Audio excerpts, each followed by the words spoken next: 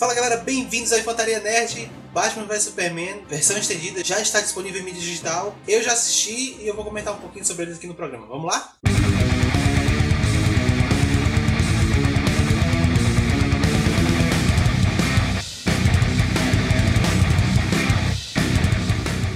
Bom, no geral, as cenas assim não são muito interessantes, assim, tem poucas cenas que incrementam a história um pouco mais. No começo, assim, são cenas bem desnecessárias, assim, eu poderia dizer. Bacanas de ver, mas nem tão necessárias à história. Mas vamos comentar um pouquinho, cena a cena, das mais importantes, certo? Men with power obey neither policy nor principle.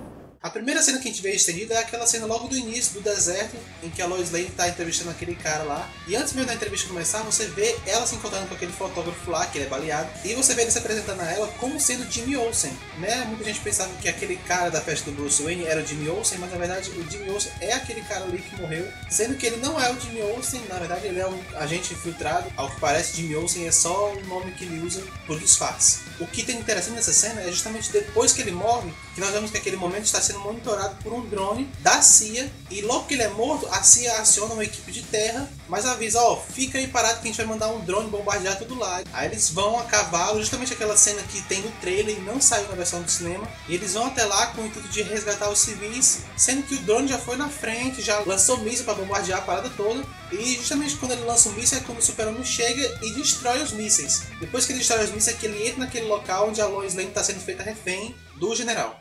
Look him in his eye and ask him how he decides which lives count and which ones do not. Outra cena importante é a cena em que o Superman tá lá fazendo seu café da manhã e assistindo o noticiário, e ele vê, na versão de cinema, a reportagem sobre a marca que o Batman faz nos criminosos, né, que é como uma pena de morte pra eles e tudo mais. Só que na versão estendida, aquela cena é totalmente diferente. A reportagem que ele vê é sobre aquela moça que faz aquele depoimento lá no Senado, ela dando entrevista com um jornal falando que o Superman tinha que se mancar, ele tinha que saber o que ele tem que fazer, ele tinha que responder pelos atos dele e tudo mais. E essa cena motiva o Clark Kent a investigar a vida dessa mulher. Então ele decide ir até Gotham, onde ela aparentemente mora, e quando ele chega lá, ela não está, e quem fala com ele são os vizinhos dela. Inclusive o cara fala assim, ó, tem um cara aí na cidade que ele tá caçando, melhor você sair daqui, não sei o que, é perigoso. Aí a vizinha, não, é perigoso só pra quem deve alguma coisa a alguém. Aí ele fala, vocês estão falando de quem? Aí ele mostra o símbolo do Batman e tudo mais. Uma outra cena importante é quando a Lois Lane vai visitar a perita do Pentágono, que a perita é interpretada pela Lena Malone.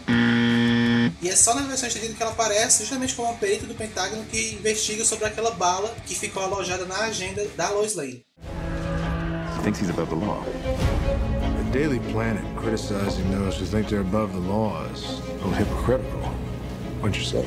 E como eu falei, naquela cena do café da manhã em que o Super-Homem está assistindo o noticiário, não fala sobre a marca do Batman. Ele descobre que os bandidos são marcados e é como uma sentença de morte durante uma investigação que ele está fazendo, né? Vendo que aquela marca do Batman é uma pena de morte para os criminosos e tudo mais. E depois disso, corta para a cena da prisão, onde o cara que foi marcado pelo Batman no início do filme está sendo levado, e ele fala, não me deixa aqui não, porque se me deixar aqui eu vou morrer, essa marca aqui é mesmo que uma pena de morte. Aí essa cena emenda justamente na cena em que o cara que é funcionário do Bruce Wayne é solto porque pagaram a fiança dele. E o interessante dessa cena do cara que foi marcado pelo Batman é que noutra cena em seguida mostra o Russo indo até a prisão falando com um cara qualquer lá, um fortão, um negão lá, grandão, pra que ele mate aquele bandido que foi marcado pelo Batman, pra que ele não denuncie dizendo que foi o Lex Luthor que pagou ele, ou sei lá. Sempre que eu acho bem desnecessário, tipo assim, se fosse pra ele contar alguma coisa sobre o Lex Luthor, ele já teria contado pro Batman, né? Aí ele mata o cara lá dentro da prisão, e o Clark Kent ouve falar dessa história de que ele foi morto por causa da marca do Batman e começa a investigar sobre a vida dele. E ele vai até a prisão lá, encontrar a irmã do cara que foi buscar as coisas dele, e ela fala pra ele,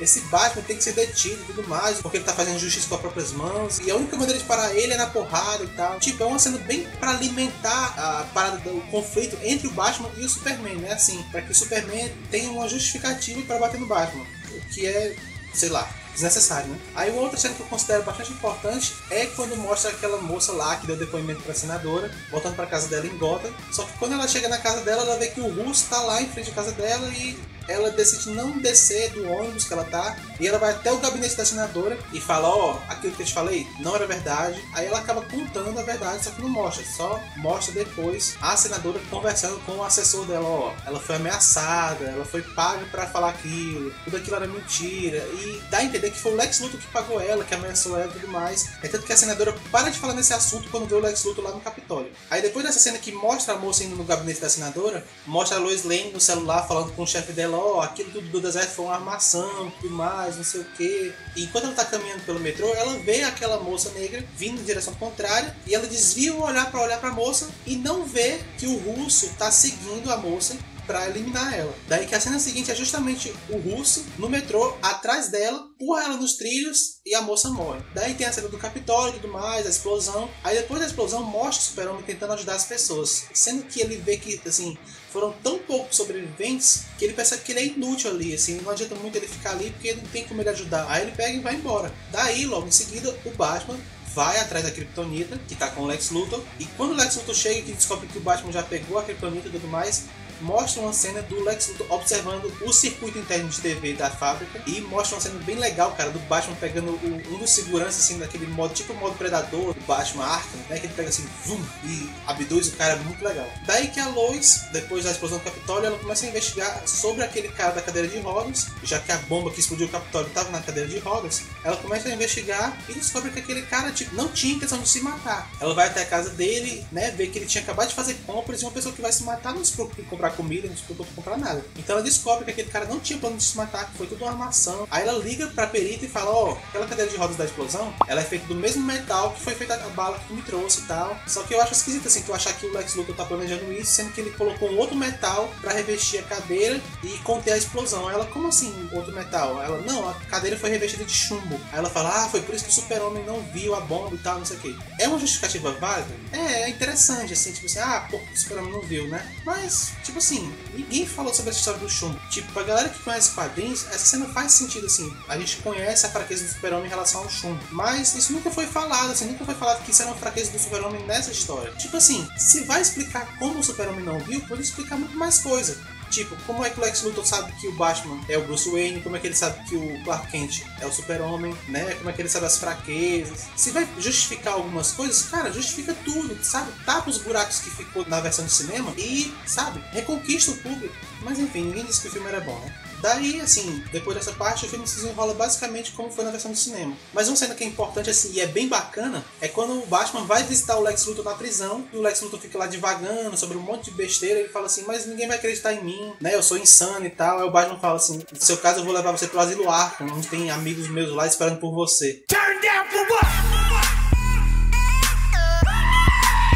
Segundo o site Cinepop, isso faz um link já com o Esquadrão Suicida, né? Que tá chegando aí em agosto. Então, assim, o balanço geral do filme, na versão estendida, como eu falei, ele justifica aquele lance lá da cadeira de rodas, né? Do Super-Homem não ver, mas, por exemplo, ele não explica por que o Super-Homem não foi capaz de perceber a mãe dele. Na cena lá dele tomando café e assistindo o noticiário, ela fala assim, como é que ele é capaz de decidir quem vive, quem morre? Isso talvez justifique o fato dele não ter procurado a mãe. Mas, tipo assim, quando a Lois Lane tava debaixo d'água, ele não ouviu ela? Por que ele não foi atrás realmente da mãe? Entendeu? Assim, eles deixaram esses buracos e não taparam. Ficou devendo, assim. É legal ver a versão estendida?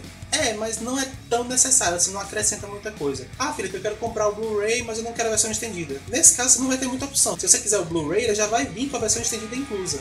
A única edição que não vem com a versão estendida é a edição do DVD. Se você quiser a versão de cinema, o Blu-ray também tem. Só que ele vem a versão de cinema e a versão estendida. No mais, é isso, espero que vocês tenham gostado. Se você gostou, deixa um like, compartilha esse vídeo, se inscreve no canal e nos vemos na próxima semana ou sei lá quando. Valeu, um abraço, até mais.